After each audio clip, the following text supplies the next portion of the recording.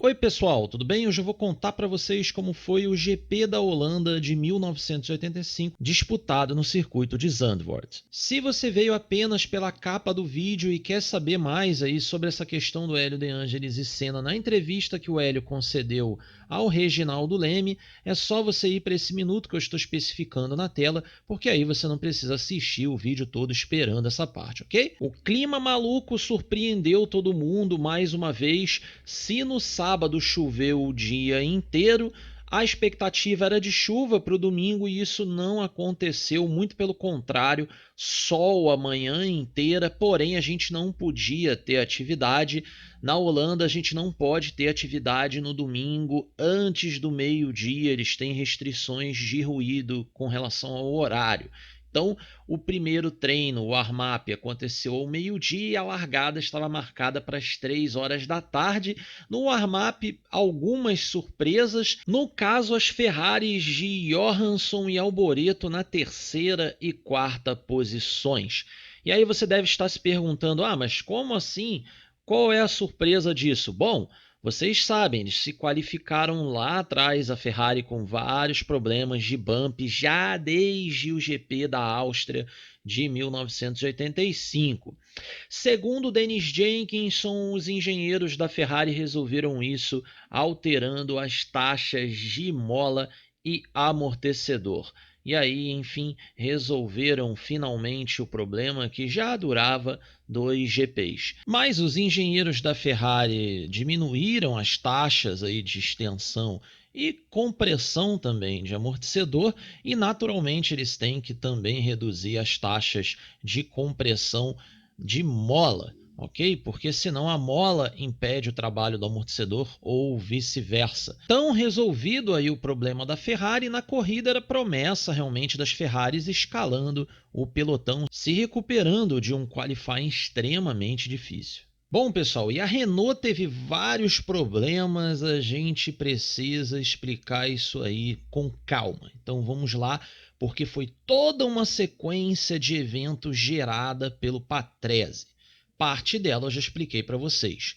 O Patrese teve um acidente com Derek Warwick, destruiu o carro do Derek Warwick e o próprio Derek Warwick teve de classificar-se no carro do També. Até aí vocês já sabem.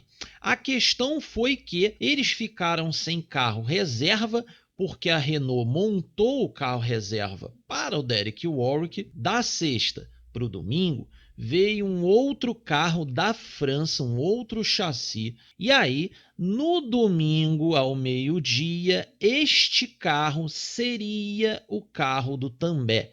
Felipe, mas por quê? Porque o També teve problemas no motor no domingo pela manhã. Então eles prepararam esse carro reserva que veio da França, chegou de madrugada e esse carro foi preparado para o Patrick Tambay. Quando o Tambay no warm-up foi fazer a primeira volta com esse carro, a suspensão dianteira esquerda simplesmente fraturou. Nesse intervalo aí de meio-dia às 3 da tarde, os mecânicos da Renault começaram a reparar essa suspensão, trocar ela e literalmente soldar reforços no carro, o que deixou todo mundo muito preocupado, porque o Tambay largaria com o carro totalmente gambiarrado. É bem isso o que aconteceu. Ele tinha um chassi bom, porém com motor ruim, e veio um chassi da França com suspensões muito ruins, ou seja, elas colapsaram. Eles fizeram reforços, porém às 14h30 o Dennis Jenkinson conta que a direção de prova deixou os carros darem 2 voltas antes da largada.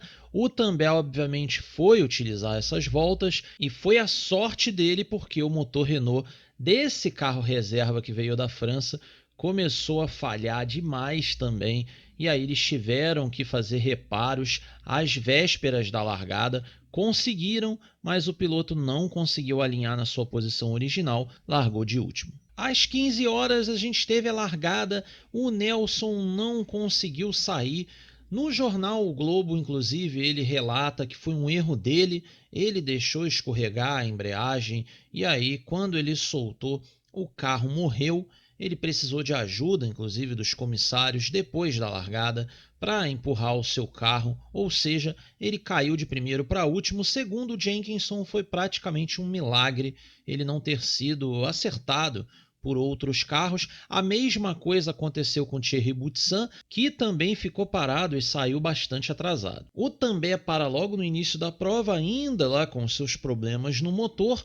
Problemas no motor também tiveram os dois Alfas, que também já pararam soltando fumaça logo no início, assim como Stefan Johansson, ou seja, muitos problemas de motor já no comecinho da prova.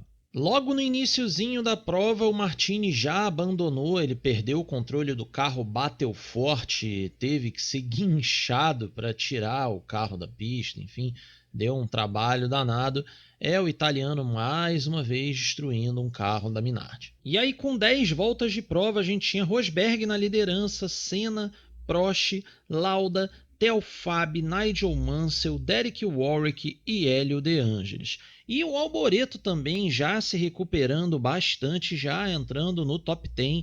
Era a Ferrari realmente colhendo os frutos das mudanças da sexta para o domingo. Na volta 14, o motor do Ayrton começou a falhar, o que fez ele perder 2 posições. E do nada o motor Renault volta a funcionar normalmente de novo. E segundo Jenkinson, Ayrton simplesmente continuou correndo. Mas aí é aquilo, né?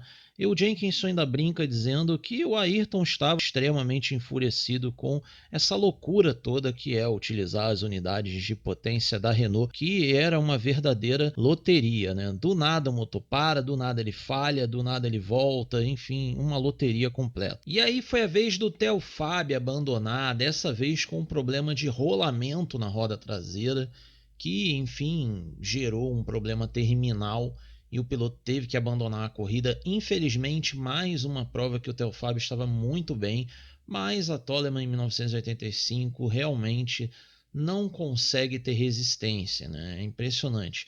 E o piloto mais uma vez ficou pelo caminho. A essa altura da prova, o Tambay já tinha passado o Alboreto, que inclusive veio de lado na freada da Tarzan, mas o Tambay levou a melhor. O Tambay também já tinha levado a melhor sobre o Hélio De Angelis e já vinha na caça do Derek Warwick. O Hélio, inclusive, já com pneus muito desgastados, fez uma parada de boxe precoce. Na volta 20, foi a vez do Rosberg abandonar com problemas no motor e um pouquinho depois o Tambay, que fazia uma bela corrida de recuperação, também abandonou, só que com problemas no diferencial. E aí nós tivemos as paradas de Senna e Lauda, esses foram para trás, perderam posições, e aí o Prost na liderança, com o Alboreto, que não tinha parado, na segunda posição. Porém, Senna e Lauda vinham numa velocidade alucinante, tirando grande parte aí da diferença. Nas voltas 32 e 33, o Alboreto e o Prost, respectivamente, fizeram suas paradas e perderam as suas posições para Senna e Lauda, que tinham feito o undercut, ou seja, pararam antes. E aí é aquilo, o Lauda estava na frente, Senna em segundo, porém o jogo iria virar. Obviamente, Prost e Alboreto agora tinham pneus novos e viriam numa velocidade muito grande, tentando tirar a diferença. Nessa loucura aí de undercuts e paradas de boxe, a Williams deu bobeira no carro do Mansell, colocou pneus duros demais para que o inglês fizesse a prova. Conclusão, quando ele retorna para a corrida, o ritmo de prova dele era extremamente lento, obrigando-o inclusive a fazer mais uma parada. O Prost se recuperou dessa parada de boxes terrível, colocou ele na terceira posição e veio virando tempos na casa de 1:17 contra tempos na casa de 1:18 de Lauda e Senna, e rapidamente ele já estava pareado com a Lotus Renault de Senna, e na volta 46 ele faz a ultrapassagem, colocando-o na segunda posição. E aí foi a vez do Alboreto começar a tirar essa diferença para o Ayrton e tentar ameaçar ali a terceira colocação do Ayrton, e enquanto isso o Prost cada vez mais veloz, virando tempos na casa agora de 1:16, aniquilou a diferença para o Niki Lauda.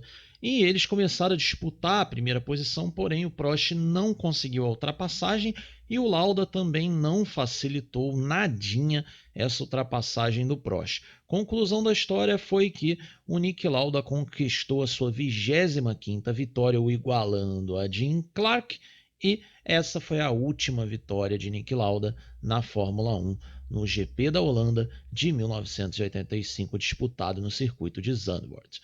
Bom, pessoal, e a corrida terminou com o Lauda na frente, Prost em segundo, Senna em terceiro, Alboreto em quarto. E a partir daí a turma tomou uma volta. A gente teve Hélio De Angelis em quinto, Mansell fechando os pontos na sexta posição, Martin Brundle numa excelente sétima posição e o Piquet na oitava posição. Sobre o mercado de pilotos, uma entrevista muito interessante que a gente teve nesse final de semana foi do Reginaldo Leme com o Hélio De Angelis no programa Sinal Verde, que era veiculado na TV Globo. O Reginaldo perguntando ao Hélio De Angelis quais eram as suas intenções para 1986, ele diz que não ficaria na Lotus se Senna permanecesse no time. Porém, ele garante que o motivo é que a Lotus tinha 2 pilotos com igualdade de status e a equipe não tinha infraestrutura, não tinha dinheiro para ter 2 pilotos desse quilate e os 2 eram prejudicados com muitas falhas, muitas quebras, muitos problemas mecânicos, falta de estrutura, falta de pessoal, falta de mecânicos, enfim, tudo era muito complicado pelo fato de ser dividido para os 2 carros.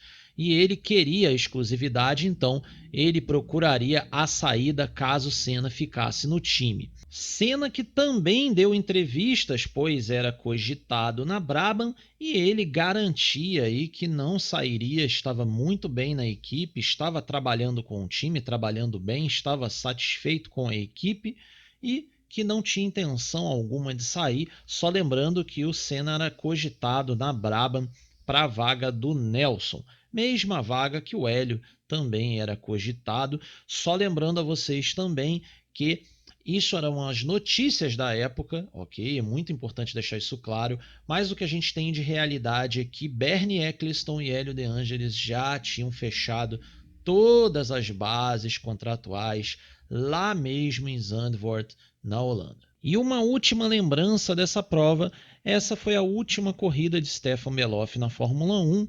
Ele abandonou com problemas no motor Renault, terminou na 14ª posição, abandonando na volta 39. Beloff que viria disputar os 1.000 km de Spa-Francorchamps pelo WSC e morreria nessa prova na Rouge no acidente com Jack Hicks. Ok, pessoal? Espero que vocês tenham gostado do vídeo.